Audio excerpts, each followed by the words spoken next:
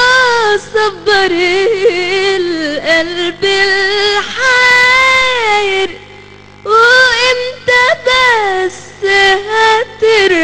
هترحمني هو العذاب ده ملوش آخر ليه العواز اللي حاسدني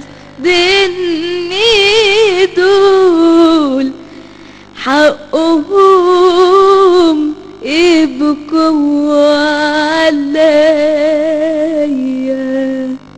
عارفه احلى حاجه في دار الاوبرا ايه؟ ان هم بيأسسوكوا على الغنى ده الصعب. يعني في ناس كبير، انا مش عارفه مثلا الاغنيه دي بتقول ايه للاخر مثلا، يعني دي اغنيه كبيره لعبد الوهاب، العيب فيا طبعا اكيد مش فيه، بس الحلو ان هم بيأسسوكوا على الغنى ده الاصيل ده بتاع زمان. ده اكيد احلى حاجه في الاوبرا الكلام فده اللي بيعمل التأسيس الصح، وهو ده اللي بيبني الصوت. انا بشكرك قوي، وما ينفعش اختم الفقره دي غير لما تغني لي حاجه برضو للست. مش حزين يا اسماء، يا سعاد يا سعاد. احنا طبعا مستمرين مع حضراتكم بعد الفاصل في صباحك مصري، ونختم بقى معاكي بحاجه لأم كلثوم. لا انا عاوزه رايك انت بقى. الحاجه اللي رايي انا؟ لا انا مش حزين، انا كل اللي تقوليه حلو. انا عايزاكي تغني انت عمري. انت عمري قوي قوي مرسي.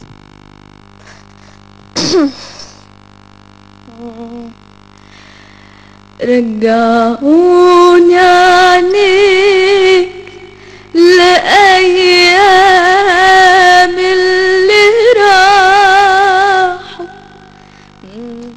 علمونا ندم على الماضي وجراحه، اللي شفته قبل ما تشوفك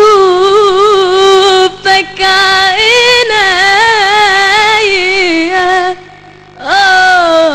عمري ضايع يحسبوه ازاي عليا، اللي شفته قبل ما تشوفك عينيا، عمري ضايع يحسبوه ازاي عليا انت عمري،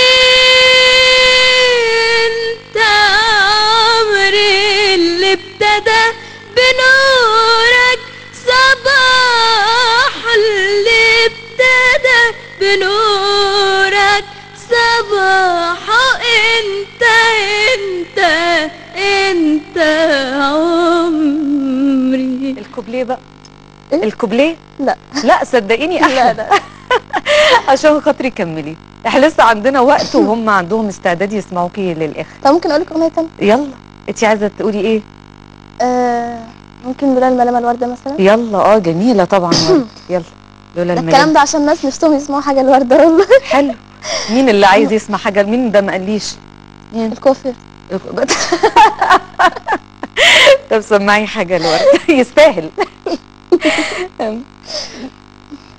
لولا الملامة يا هوا، لولا الملامة لفرد جناحي عالهوا زي اليمامة، لولا الملامة يا هوا، لولا الملامة لفرد جناحي عالهوا زي اليمامة، وأطير وأرفرف في الفضاء واهرب من الدنيا الفضاء، وأطير وأرفرف في الفضاء واهرب من الدنيا الفضاء، وكفاية عمري كفاية عمري اللي انقضى، أنا بخاف الملامة وأنا بخاف الملامة وأهم الملامة، سألوني كتير سألوني كتير سألوني عليك بتحبيه أيوة وحنكر ليه بصولي ملام وقالولي كلام جراح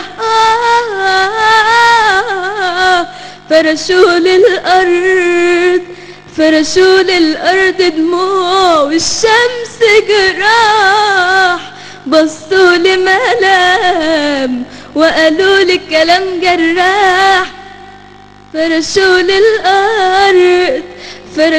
الأرض دموع والشمس جراح كل ده كله عشان حبيت ولا عشان قلت أنا حبيت كل ده كله عشان حبيت ولا عشان قلت أنا حبيت لولا الملامة يا هوا لولا الملامة لفرد جناحي عالهوا زي اليمامة وأطير وأرفرف في الفضاء واهرب من الدنيا الفضاء